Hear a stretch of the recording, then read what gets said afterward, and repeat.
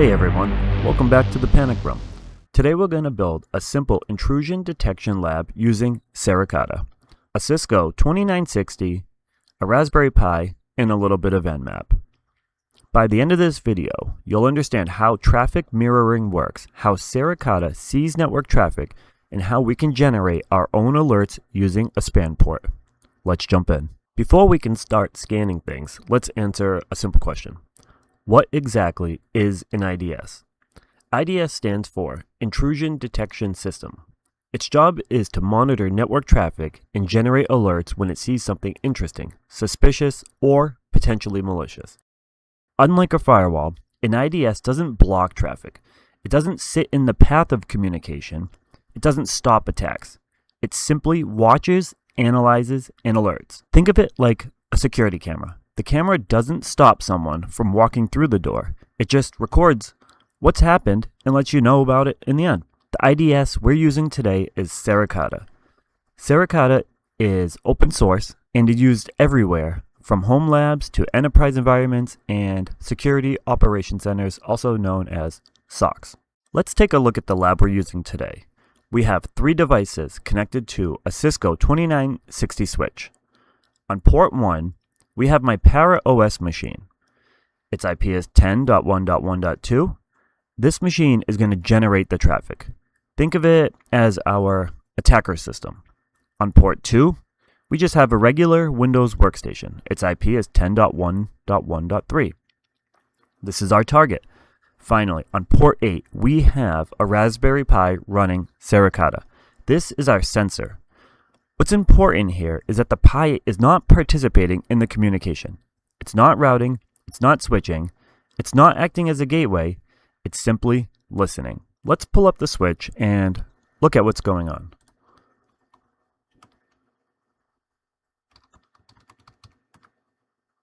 So I'll just do a simple show run, hit the spacebar a few times, just to show you that this switch isn't doing much of anything.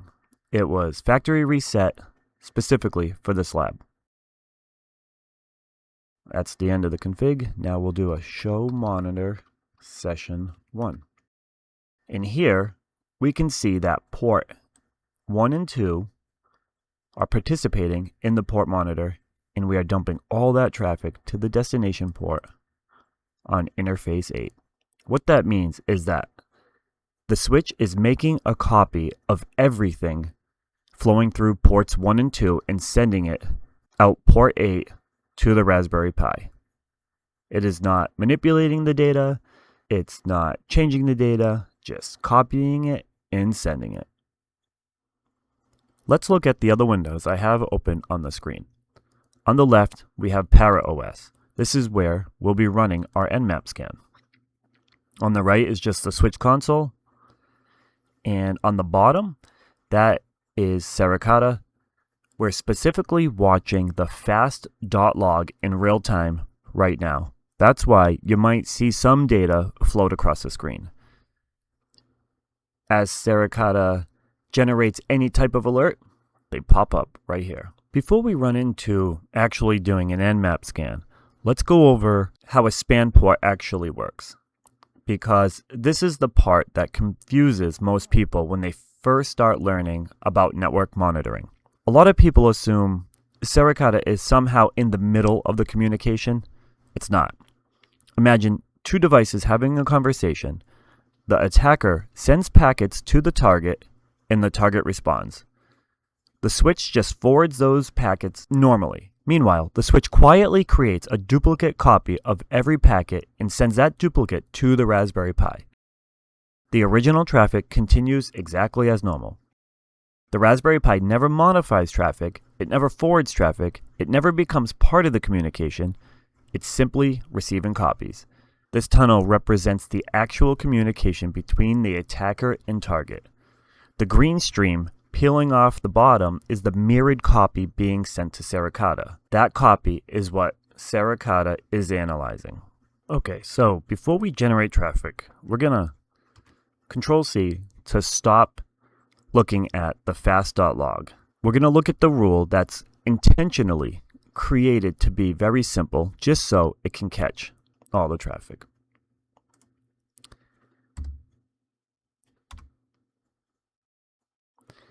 And we'll zoom in on that. And it's just basically alert IP and any's across the board. We're simply proving that traffic is flowing through the switch and being observed by Suricata. All right, let's turn on the real-time monitoring. We'll get that going. All right, now for the fun part. Let's finally generate some traffic. This switch is doing the service version, the T4, which is to make it a little quicker, and scan for all ports. And I'm scanning just my Windows box, and we're scanning for all ports just because it's the best way to generate a bunch of traffic and easy to showcase on the screen. So when I hit enter, we'll see the bottom screen go nuts. Let that run for a minute. This is very exciting stuff. Now, of course, if you were using this in a production environment, you wouldn't have the any rule, because that would just be too many logs to parse through. You would just get fatigued at looking at every little thing. So that rule set would definitely be a lot tighter. The scan has definitely slowed down. Hopefully we're getting to the end of it. All right, so what are we actually looking at here? There's a lot going on. We're not going to dive into every little thing. But we can see some things like the TCP right here. This is just normal TCP traffic talking from my Parrot OS box to my workstation. We can see down here we have some DHCP broadcast traffic. So the Raspberry Pi doesn't have an IP address. It's actually just getting that a PIPA address that it assigns itself when it can't get a DHCP address, but that's all intentional because it's just ingesting all the data that we're throwing at it. Just remember, this rule is intentionally alerting on all IP traffic. I'm not looking for attacks. I'm proving Suricata is receiving copies of all the packets from the switch. What's important isn't the individual packets. What's important is that every packet crossing port 1 and 2 is being copied to port 8, where Suricata can inspect it. The Raspberry Pi isn't participating in the communication. It has no impact on the traffic. It's simply acting as a passive network sensor. I'll run through a small list of what Suricata can actually see. It can inspect ICMP traffic, such as pings, TCP sessions, UDP traffic, DNS requests, DHCP messages, HTTP traffic, SMB file sharing traffic, TLS and encrypted session metadata, and many other protocols. In a deployment, rule sets can detect things like port scans, malware activity, known exploits, suspicious DNS behavior, command and control traffic, lateral movement, data exfiltration, and a huge number of other threats. Now you might be wondering, where would something like this actually be used in the real world? As a network engineer, this is where things get interesting. In my lab, I'm mirroring 2 switch ports to a Raspberry Pi. But in a production environment, you typically mirror traffic from much larger and more important parts of the network. For example, you might mirror the connection to a firewall, so you can inspect everything entering and leaving the network. You could mirror a server network to watch traffic going to critical applications. You might monitor a DMZ where public-facing systems live, or even a core switch uplink where thousands of devices are communicating. The idea is always the same: gain visibility into what's happening on the network without interrupting or slowing down the traffic. That's one of the biggest advantages of an IDS. It can watch everything while remaining completely passive. Suricata is often just one piece of a larger security monitoring solution. In many organizations, Suricata sends its alerts to platforms like Security Onion, Splunk, or other SIM tools where security teams can search the logs, investigate the incidents, and look for suspicious activity. The goal is to turn raw network traffic into useful security information. Instead of guessing what's happening on your network, you can actually see it. So that's the basics of using a span port in Suricata to monitor network traffic. We generated traffic with Nmap, The switch mirrored that traffic to our Raspberry Pi, and Suricata analyzed that traffic and generated alerts.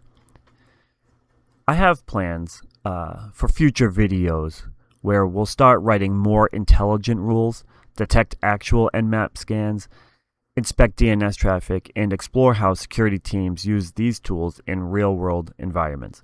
If you're studying for the Security Plus, CCNA, or just trying to break into cybersecurity, make sure to subscribe because we're building this lab one piece at a time. Thanks for watching, and I'll see you in the next one.